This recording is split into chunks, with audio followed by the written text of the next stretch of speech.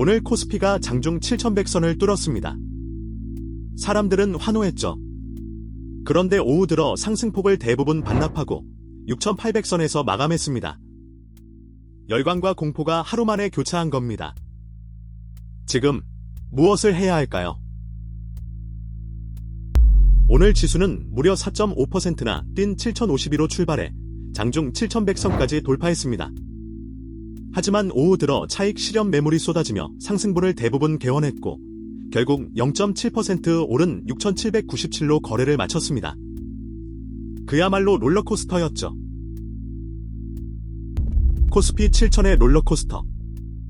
오늘은 이 열기 뒤에 숨은 과열 신호를 짚어보고 고점에서 흔들리지 않는 5가지 원칙을 정리해드립니다. 주식을 하지 말라는 게 아니라 더 오래 살아남는 법입니다.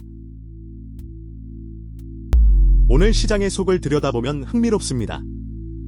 외국인은 3조 5천억 원을 사들였지만 개인은 약 2조 원, 기관은 약 1조 5천억 원어치를 팔았습니다. 오른 김에 차익을 실현한 거죠. 누군가 환호하며 살 때 누군가는 조용히 팔고 있었던 겁니다. 이 상승을 이끈 건 반도체와 인공지능이었습니다. 삼성전자와 SK하이닉스 두 종목이 앞장섰죠. 문제는 이 두 종목의 시가총액을 합치면 코스피 전체의 절반 가까이를 차지한다는 점입니다. 지수는 사실상 몇 개 대형주에 올라타 있는 셈입니다. 여기서 첫 번째 과열 신호가 나옵니다. 바로 쏠림입니다. 지수는 활짝 웃어도 상승이 소수의 대형주에 집중되면 시장의 체력은 약해집니다. 지수가 올랐다고 내 계좌도 올랐다는 보장이 없는 착시가 생기는 구간이죠. 두 번째 신호는 가격 부담, 즉 밸류에이션입니다. 시가총액을 경제 규모와 비교하는 이른바 버핏 지수는 역사적으로 높은 구간에 올라섰습니다. 지금이 싸다고 말하긴 어렵다는 뜻이죠. 다만 이런 지표는 참고일 뿐 고점을 정확히 맞히는 예언이 아니라는 점도 기억해야 합니다. 세 번째 신호는 비투, 빚내서 하는 투자입니다. 오를 때는 수익을 키워주지만 시장이 흔들리면 반대 매매를 부르며 하락을 더 빠르고 깊게 만듭니다. 고점에서 불어난 빚은 조정이 올 때 가장 먼저 터지는 화약이 되죠. 배경도 봐야 합니다.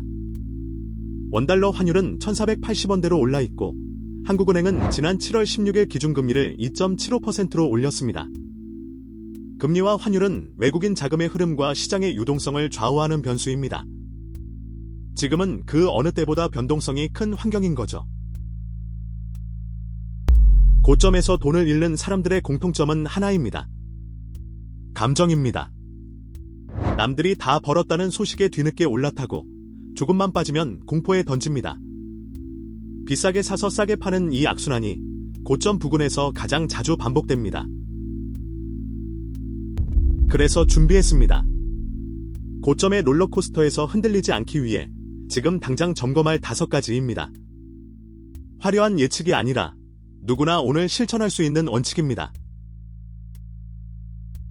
첫째, 추격 매수를 멈추세요. 남들이 가장 환호할 때가 사실은 가장 위험한 순간입니다. 지금 목돈을 한 번에 밀어넣는 대신 새로 넣을 돈이라면 여러 번에 나눠 사는 적립과 분할로 접근하세요. 고점에서의 몰빵은 가장 피해야 할 선택입니다. 둘째, 빚을 줄이세요. 신용융자나 미수처럼 빌린 돈으로 고점에 베팅하는 건 조정이 왔을 때 반대 매매로 강제 청산될 위험을 떠안는 겁니다. 지금은 레버리지를 늘릴 때가 아니라 오히려 점검하고 줄여야 할 때입니다. 셋째, 쏠림을 점검하고 분산하세요. 내 포트폴리오가 반도체와 인공지능 한쪽에 몰려있다면 그건 위험이 한 곳에 뭉쳐있다는 뜻입니다. 다 팔라는 게 아니라 가치주와 배당주, 채권, 해외 자산으로 무게를 나눠 균형을 잡는 겁니다. 넷째, 차익 실현은 기분이 아니라 규칙으로 하세요. 오늘 개인과 기관이 그랬듯 이익을 챙기는 건 자연스럽지만 감으로 전량 던지는 건 다릅니다.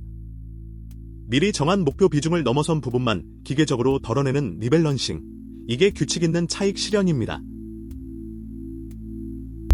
다섯째, 현금과 실탄을 남겨두세요. 시장이 조정을 줄 때 현금을 쥔 사람만이 그 세일을 살 수 있습니다.